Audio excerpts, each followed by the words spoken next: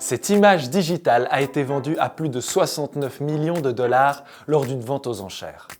L'œuvre de l'artiste Beeple est un collage Photoshop des 5000 derniers dessins qu'il a créés depuis plus de 10 ans. C'est pas la première fois qu'une œuvre d'art se vend à un prix aussi élevé. Ce qu'il y a de troublant, c'est que cette création n'existe pas dans le monde physique. L'acheteur ne possède pas de tableau, pas de poster, il est effectivement un fichier JPEG auquel tout le monde a accès sur le web. Ce qu'il possède, c'est surtout un code unique et sécurisé appelé NFT, et ça ressemble à ça. Cette tendance, même si elle peut sembler absurde, elle touche de nombreux secteurs, comme la musique, le sport ou le design. Et ça vient questionner le concept même de propriété. NFT, c'est l'acronyme anglophone pour Non-Fungible Token, qui peut se traduire par un jeton non fongible. Alors, fongible, définition du DICO. Se dit de choses qui se consomment et qui peuvent être remplacées par des choses de même nature. L'argent, c'est fongible. Prenons cette pièce de 5 francs. Elle a la même valeur que cette autre pièce de 5 francs. Même si ce n'est pas le même objet, ils sont interchangeables. Une œuvre d'art unique, c'est non fongible. Un tableau de Picasso n'a pas forcément la même valeur qu'un autre tableau de Picasso. Et jusqu'à récemment, toute création digitale était fongible. Une image JPEG, ça peut être dupliqué à l'infini. On peut l'envoyer à des gens, on peut le poster sur le web qui peuvent eux-mêmes ensuite le télécharger. Tant que le contenu de l'image est le même, un JPEG en vaut un autre. Et tout a changé avec l'apparition de la blockchain. Alors dans cette vidéo, je ne vais pas vous expliquer ce que c'est que la blockchain. La seule chose qu'il faut retenir, c'est que c'est un système informatique, participatif et décentralisé qui permet de certifier des transactions.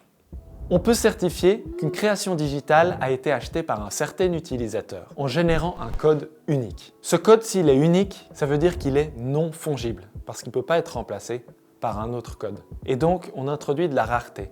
Et tout ce qui est rare, eh bien, ça peut prendre beaucoup de valeur en fonction de l'offre et de la demande. Les premiers NFT sont apparus dans le début des années 2010. On peut citer par exemple les premiers rares PP, ces grenouilles qui ont une fanbase très importante.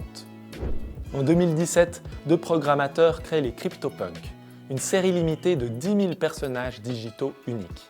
Jusque-là, ce mouvement artistique est encore un phénomène de niche. Ce qui fait connaître les NFT au grand public, c'est les CryptoKitties. Ce jeu vidéo basé sur la blockchain permet d'élever des chats, une sorte de Tamagotchi 3.0. Mais chaque animal est unique et peut donc être acheté et vendu. Certains dépasseront les 100 000 $.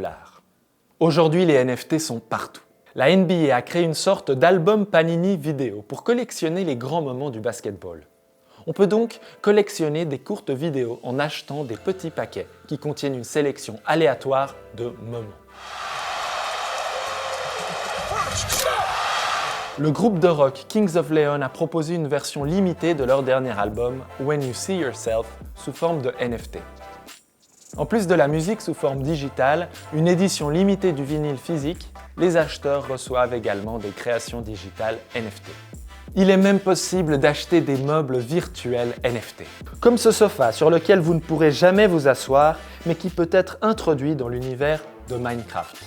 Ou encore ces chaussures Gucci, une série limitée qui ne peuvent être portées que dans des mondes virtuels.